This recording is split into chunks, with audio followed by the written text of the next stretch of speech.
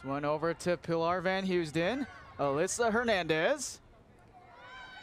She's got some help down the middle. Gives it to the wrong person. We are under 2 minutes now. This is anybody's game at this point. Can we get a finish here, potentially? That would be amazing to see Chapman get a last-second goal here. No foul call on that. Alyssa Hernandez towards the middle. And Aldama gets it swiped away off of her. Still fighting for the ball, and it goes out of bounds. We were building up a big sequence there, but then it quickly decrescendoed on that. Aldama had the chance there, just could not quite convert. But as we head into this final minute, I wonder if the Athenas are going to keep the ball here. As I've been saying, I wanted Chapman to have the ball. If they had it in the final 2 minutes, they had it. Do you think wanted them to keep it? Do you think they would be happy with just a simple tie here with less than a minute to go? I mean, yes, because you don't want to give up a goal. So, oh, here's Aldama towards the middle, into the goal! In the last minute, Aldama scores! That might be the game winner! Oh my goodness! What a play there by Andrea Aldama here at Senior Day. She is getting nominated here. We were hoping to have a goal call. We got one. Aldama able to get that one in the back of the net there. Great awareness here, but you still have to play defense as we have the replay here as Aldama gets to celebrate with her teammates, everyone getting around her, but still, as I said, 41 seconds to go. That is more than enough time for something else to happen here. Wow, what a rush, and we were talking about it. It's anybody's quick game. Here's another quick attempt. Oh my goodness! And it's picked up by Leah Bustamante. That was almost dangerous if they were able to get that one back. It was. That was almost the game there. Going back into a tie, but again, now you just have to control the ball if you're Chapman. Once you get under that 10-second mark, you should feel pretty good here. Talk about ironics. Andrea Aldama is a defender. And how about that for this finish on Aldama's goal? 4, 3, 2, 1. 1. And the Panthers sneak away with the victory against CMS. A huge upset that'll help them secure themselves into the SCIAC tournament. Better chances for hopes. How about that, Andrea Aldama on the day? What a great finish to this game. Yes, that was an amazing. Here we go. We're getting started here in the second quarter. If you're just joining us, it's 3-3 between these two teams. Top two in the SCIAC. And here we go. The sprint coming down the way with Alyssa Fricker heading in front of it. Grace Clark is also heading her sprint. And Grace Clark gets to it quickly, giving it off to her trail, and the Athenas start off with the ball. Yeah, I'm not seeing McKenna be our sprinter for this game yet. Offensive foul here. Riley Eves wins that one and giving it over to a Fricker. She's right in front of it. Got a lot of open space. Now the Athenas capitalize on that, and the ball undercalled here, so that's another offensive foul. So we will flip sides once again.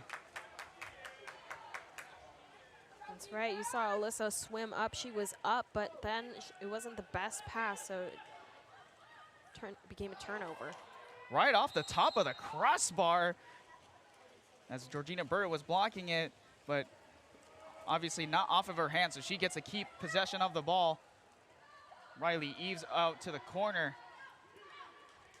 So Caroline, explain us a little bit about the perimeters of this field, especially with the 2-meter and the 5-meter.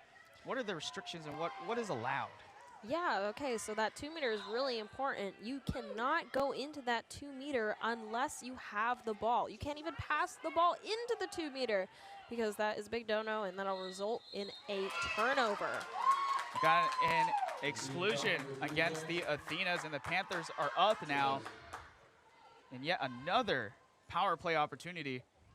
They are 400, 2 and 5 on power plays right now. Here's Alyssa Fricker right into the corner, right behind Natalie Stearns, and now the Panthers take the lead. Again, you see Alyssa Fricker dominating for Chapman here. We're going to take a look at this replay right now as she catches that and chucks it into the left side. It's an incredible shot right there. Beautiful. That's her third goal of the day. Alyssa Fricker already with the hat trick. this before noon, actually. Here we go, CMS starting off with the ball once again. We've seen a total of 10 exclusions. A lot of pressure here, and that's an offensive foul on CMS as there was pressure against Annika Liu. And now Panthers will now quickly go down the pool. Here's Riley Eves taking it herself. And shot on goal right on top of the hands of Natalie Stearns. That was perfect. You saw Riley just swim down there nice and slow. Amazing. We're going to see a replay right here as she does that.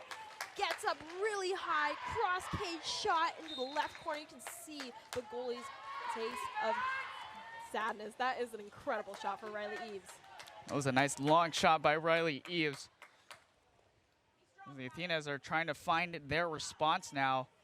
Jamie Chin putting a lot of pressure on Valerie Wraith. Draws the ordinary foul. Nice pressure for the Panthers defense. Right over to set. Callie Malone is defending. Someone's by herself, and she just drops it right in the goal. A little touch pass by the Athenas as number 17, Cooper McKenna, scores another goal. Yeah. The 2-2 delivery from Chabot. It is hit down the line, and it goes into the corner. That will score 2, and the MIT Engineers have tied the Chapman Panthers in the top of the 9 off the bat of Godfrey. Oppo action gets the MIT Engineers back in here, and they are loud. Scores Gums and Malone. Nice solid hitting from Godfrey way down the line. Anzai dove for it, was in fair territory, and here we go. We got a ball game, fellas.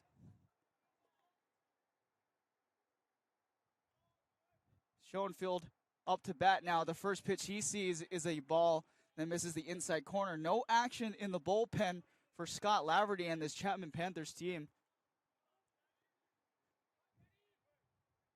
The question now becomes, can the Panthers hold off this MIT Engineers team? Swung on and missed. Little frustration from Schoenfeld on the day. 1 RBI. Scored that single RBI earlier in the game today. 2 strikeouts in 4 at-bats. Sanandra's on deck. A pickoff attempt here over to Anzai. Getting back in there safely is Godfrey. Got a timeout call here. The second base umpire was telling the dugout to get behind the white line that's in front of the dugout on the third base side. Looks like if you have more players beyond that line, you could be called for possible ejections. This one's fouled off towards the crosswalk or the walk area over here at Hart Park in left field. And we got a 1-2 count now. Henry Chabot, one of the star pitchers for this team, as one of the best relief pitchers for the Panthers in a pressure situation. Now his responsibility is just to hold the Engineers. The next pitch is swung out towards the gap between first and second. That will advance a runner to second, and Godfrey, that's another single. We have just seen a plethora of singles from the MIT Engineers. Certainly does. Just moves them up a little bit. Interesting. Typically those pass interference plays are placed at where the foul was committed, but here we go. 1st and 10 for the Sachens. Rousseau's got time in the pocket. He had a rusher. It's tipped in the air. It's picked up by Harden. It's his 3rd one of the day. The Savior has come down from the heavens. Look at Roman Harden running back to the bench.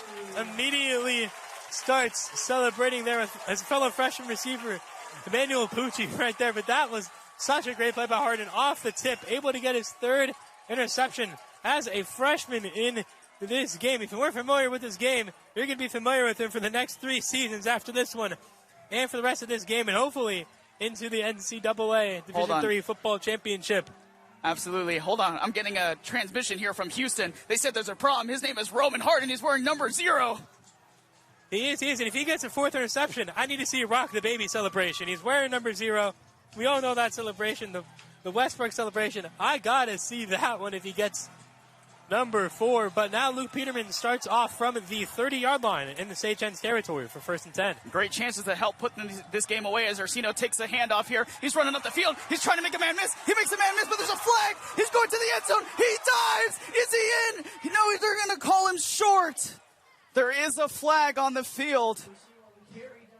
This one might be coming back. A lot of excitement. The stands were going nuts over here. No, they were going nuts for that interception, too, as they should. Look at Roman Harden. You got to be just so happy for him. That's on the freshman wide receiver, Brendan Mazzano, on the hold there. So that'll back him up, actually, on this, and they'll have more room to work with for this if you're a Sage-Hens defensive team there. But what a great – I mean, we've seen that from Gio Orsino a few times, just running out to the perimeter and getting down the field. But obviously negated by that hold call there. He was looking for touchdown number 5 on the season, number 2 of the game. But again, for Chapman, you're still, at the 35. It's 1st and 15. You have time. The drive just started. It's okay. You can bounce back. Peterman down the field. He's got someone wide open. It's Crowell into the end zone. Touchdown, Panthers. Hello. My name is Crowell. I'm in the end zone for a score. Some more breathing room for the Panthers. Oh, you love that? Oh, yeah. I love it. Well, let me ask you specifically, I mean, when you guys were down 0-3, Yeah. and you've seen this team so many times before, coming down and really bouncing back, but how big of a bounce back has this really just been for the team overall? Yeah, so after that 0-3 start, the biggest thing we, lacked was the confidence out in the team. On the sideline, it was dead silent. When defense couldn't get it done, our offense got stuffed, right? And so the biggest thing we wanted to change is not only what we did on the field, but how we acted on the sideline when we were in those, ruts. Coming out of second half, not scoring in the first 3 games that's unacceptable. So the biggest thing we needed to do is change how we approach the game. And, coming off a loss to Kowloon, then coming into a home game against CMS. CMS is one of our biggest opponents. They're a strong football team. So we needed to come out feeling confident, playing confident, and then obviously it showed. So going into the game, we played confident. Even when something bad happened, we turned around and came right back. Certainly did, and I'm sure the game plan also involved, you doing less punts, but I'm sure you wanted to do more punts as well on that side, Bit of a moral dilemma I have, as you might know, as a kicker. Yeah, you want to see the field, but you also don't want to punt. So 100%. Yeah, I mean, that's, as a punter, right, you want to do more kicks, but you also want your team to be successful in that as well. So now the preview is that you guys are in the playoffs officially. Yeah. And, I mean, you guys are getting ready now. I don't know if you heard the news, but Pomona you guys here. are probably Pomona gonna here. be here at Let's home go. playing that playoff game. Yep. How excited is that? Oh, I love it. All this talk, it would have been the storybook ending to play Redlands at their house and win. But we've already played Pomona. We've already shown how strong of a team we've been. So playing them here in our own home is, that's as good as it gets. Absolutely. Yeah. I mean, anytime you can play in front of this crowd, Exactly, right? exactly. And get this full stadium all Yeah, filled up. it's not fun to play here when you're not Chapman. Yeah, there's an echo here. That's exactly. for sure. Yeah. Well, I don't know. It's senior night, so I know you have some family members here. Yeah. I don't know if you want to give them, bring them on here. Oh my gosh, there they are. Yeah. Sure. We were told to ask, what's the magic word for you? I won't be saying that, but Oh, come on. This is good family entertainment. Well, does Dad want to come out here and Dad answer does some want to come out questions here. now? Seniors can't do it without the support of here family we and their are. teammates. Sorry, I didn't mean to dad put you on the spotlight No tonight. worries, Yeah. no worries, no worries. I didn't bring a root beer for you, though, no Dad. worries, Sorry. no worries. Yeah, you guys can share that. I don't know. Yeah.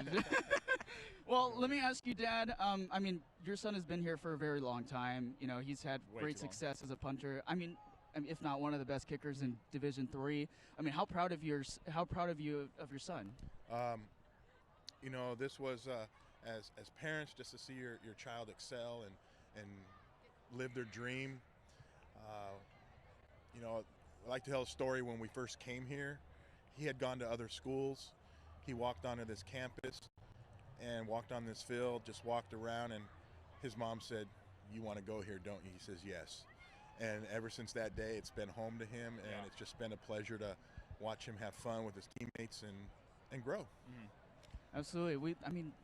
He built a family here too with some of his guys as well. And I mean, you've seen the development of your son, throughout the tenure that he's had here.